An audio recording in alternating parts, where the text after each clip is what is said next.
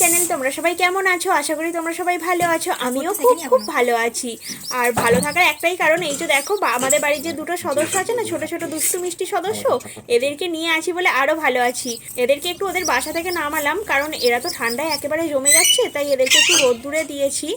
আর ওদের মাও চলে এসছে, দেখো ওদের মা চাল খাচ্ছে এখন। ওদের মাকেও খেতে দিয়েছি। আর ছানাগুলো কিন্তু ওর মায়ের পাশেই আছে, একটু পরে ওদেরকে আবার বাসায় তুলে দেবো। আমি বসে আছি বলে ওদেরকে আমার সামনে রাখলাম। আর এইদিকে দেখো মা রান্না বান্না করতে শুরু করে দিয়েছে। এটা হচ্ছে সমুদ্রের মোরলা মাছ। আর কি দিয়ে ঝাল করবে? সর্ষে বাটা, টমেটো বাটা, ধনে জিরে গুঁড়ো, লঙ্কা গুঁড়ো, হলুদ গুঁড়ো। আর এইদিকে মা দেখো মাছ ভাজতেও স্টার্ট করে দিয়েছে। আজকে মা একটু তাড়াতাড়ি রান্না বান্না করে নিচ্ছে। তাড়াতাড়ি রান্না বান্না করে নেওয়ার একটাই কারণ, সেটা হচ্ছে আজকে আমার পুপু সোনার খেলা আছে। মানে আমাদের এই পাড়াতে প্রতি বছরই কিন্তু খেলাধুলা হয়, তো সেইখানে পৌঁছানো নাম দিয়েছে, ওখানে ওকে নিয়ে যেতে হবে।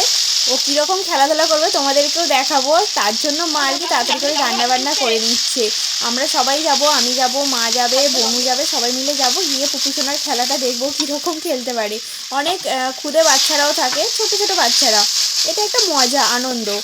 আর এটার হচ্ছে যখন এটা প্রাইজ দেয় তোমার চৈত্র মাসে, যখন একটা অনুষ্ঠান হয়, ঝাপন অনুষ্ঠান হয়, সেই সময় কিন্তু এটা প্রাইজ দেয়, যে আর কি ফার্স্ট সেকেন্ড হয় এরকম। আর দেখো এদিকে তোমাদের সাথে কথা বলতে বলতে আমার না সরি, মায়ের রান্না হয়ে গেছে, মানে মাছের ঝাল হয়ে গেছে। এবার জাস্ট মাছের ঝালটা নামিয়ে নিয়ে একটা তরকারি করবে, ডাল করবে, হয়ে যাবে। সব রান্নাটা আমি তোমাদের সঙ্গে শেয়ার করতে পারছি না। আর দেখো মাছের ঝালটা কি অসাধারণ দেখতে লাগছে, এটা কিন্তু খেতে না মানে খুবই ভালো হয়। আর এইদিকে দেখো মা বরবটি দিয়ে আলু দিয়ে একটা তরকারিও করে ফেলেছে। যেখানে খেলা হবে আমি সেখানে চলে এসেছি। এটা হচ্ছে আমাদের পাড়াতে। আর কত খুদে খুদে বাচ্চারা দেখেছো, নাম দিয়েছে। ওই দেখো ধুস করে একজন পড়ে গেল। এত ছোট বাচ্চাটা কি বলবো। আর একজনকে ঠেলে ঠেলে পাঠিয়ে দিচ্ছে, যা যা গিয়ে আলু আন। এটা হচ্ছে আলু দৌড় হচ্ছে। আমার তো দেখে বেশ মজা লাগছে। তোমাদের কেমন লাগছে আমাকে একটু বলো। আর এই দেখো একজন টুক করে আলু রেখে দিল। এই যে এটা হচ্ছে ওদের থেকে আর একটু বড় বাচ্চাদের। তো এর পরেরটা হচ্ছে আমার পুকু থাকবে। দেখো এরা বেশ তাও মোটামুটি পারছে, বলো দেখতে কি ভালো লাগছে না। আর এদের মধ্যে যে যে ফার্স্ট সেকেন্ড হয়েছে তাদেরকে নিয়ে নিল। এবার হচ্ছে আমার পুপু সোনাদের, মানে পুপুর বয়সী যারা আছে ওদের জুড়ি, তাদের খেলাটা হচ্ছে। তো তোমরা দেখতে থাকো, আমি আর কিছু বলবো না।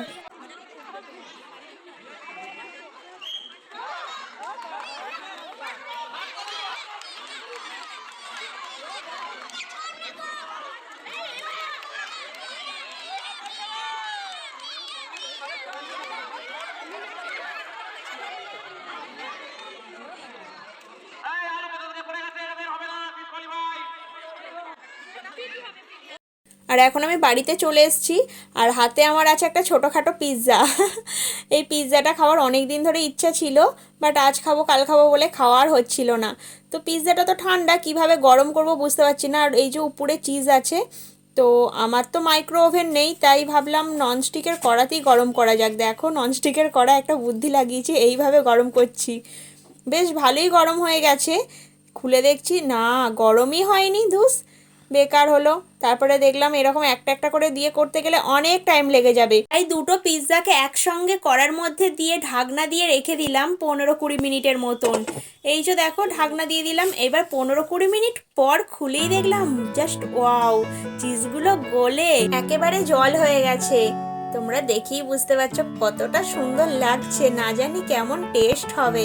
তো চলো ঝপাঝপ করে কাটি। আমার তো আর তস্য হচ্ছে না, বনুকে বলছি ছাড় ছাড় আর কাটতে হবে না, এরকম ভাবেই খেয়ে নেবো। তো ও তো শুনবে না, ও বলছে না আমি সুন্দর করে কাটবো। ওর আবার এইসব দিকে খুব ধৈর্য, না কেটে কুটে সুন্দর করে খাবো। যাই হোক ও কাটছে, কেটে আবার একটু উপর থেকে সস টস লাগাবে। আমার আর ধৈর্য ধরছে না, দেখো না ওই পাশ থেকে কাটছে, ওই পাশ থেকে চিকেন সাইড দিয়ে পড়ে যাচ্ছে। আমি বলছি দে দে চিকেনটাই আগে দে খাই।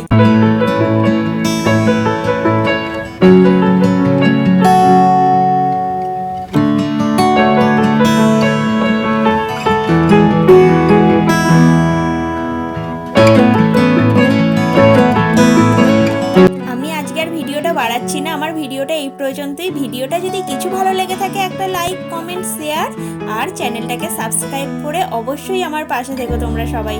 তো চলো সবাই ভালো থেকো, সুস্থ থেকো। আজকের মতন টাটা, দেখা হচ্ছে আরও একটা নতুন ব্লগে।